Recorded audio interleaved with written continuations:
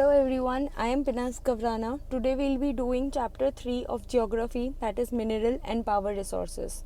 In the previous part 1 video of this chapter, we understood what are minerals basically, what is a mineral, we understood its definition. We also saw how are minerals distributed across the world. We also learned some 3 techniques of how can we extract minerals. Today in this video we'll be understanding the 7 continents and the distribution of minerals in these 7 continents. We will also be seeing the uses of minerals and the conservation methods of minerals. Let us begin with the uses of minerals. It is quite very easy. Minerals are used majorly in industries. Some hard minerals are used for making gems. Then we have copper. Copper is used in everyday life, in everything from coin to pipes to wires to everything. Copper is used. Then we have silicon. It is obtained from quartz and it is majorly used in the computer industry.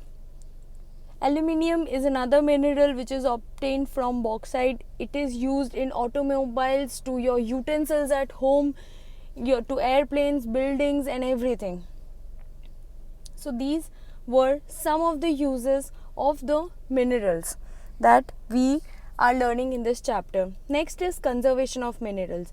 Now see, whatever we are being provided by the nature or by God is all limited. If we do not use it properly, in proper quantity, in a proper way, we might run out of them. So these minerals are also very limited, they are non-renewable, and so proper and appropriate usage of such minerals should be conducted so that they do not get exhausted or they do not get finished up. We should always reduce wastage while using some minerals. Reducing wastage is the best way to save anything. Next is we should always be recycling and using it in another way for another time. Maybe it becomes it reduces the wastage and it also increases the usability of that particular thing. Then to save minerals, we can also use alternate sources of energy. Now this alternate sources of energy is something difficult to understand in the first go, but this is what we'll be understanding in the part 3 video. We can also adopt the sustainable development theory where you use products or things or minerals or whatsoever in a way which is not exploitive, and so that you can save for your future generation also. Now we will be understanding about the 7 continents. We will be seeing that what particular type of mineral is abundantly available in these continents. First is Asia. In Asia, China and India have huge iron ore deposits. This continent also produces half of world's tin. Continent also has deposits of manganese, bauxite, nickel, zinc and copper. Now China, Malaysia, Indonesia are leading producers of tin. China also leads in lead, antimony and tungsten production. Next continent is Europe. Europe is the leading producer of iron ore. Deposits of copper, lead, zinc, manganese and nickel are found over here in Europe. Russia, Ukraine, Sweden, France have huge deposits of iron ore. So Asia and Europe both are abundantly rich with iron. Next continent is North America. Canadian region, Appalachian region and mountain regions have the deposits in North America.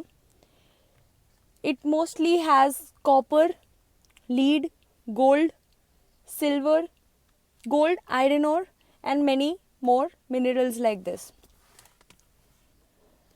Next continent is South America. In South America, Brazil is the largest producer of high-grade iron ore. Chile and Peru are leading producers of copper. South America also has larger deposits of gold, silver, zinc, platinum and many more. Next continent that we have is Africa. It is the largest producer of diamond, gold, platinum, and it also has abundance of chromium. Now chromium is a different word you might have heard. It is used for making these utensils, and a photo is given on your screen. Next continent that we have is Australia. It is the largest producer of bauxite. This is bauxite. It's also rich in copper, lead, zinc, and many more. What is the use of bauxite? It is used in the handles of your bicycles maybe, or producing tin. So these were the uses of bauxite. It is also used in everyday life. Last continent that we have is Antarctica.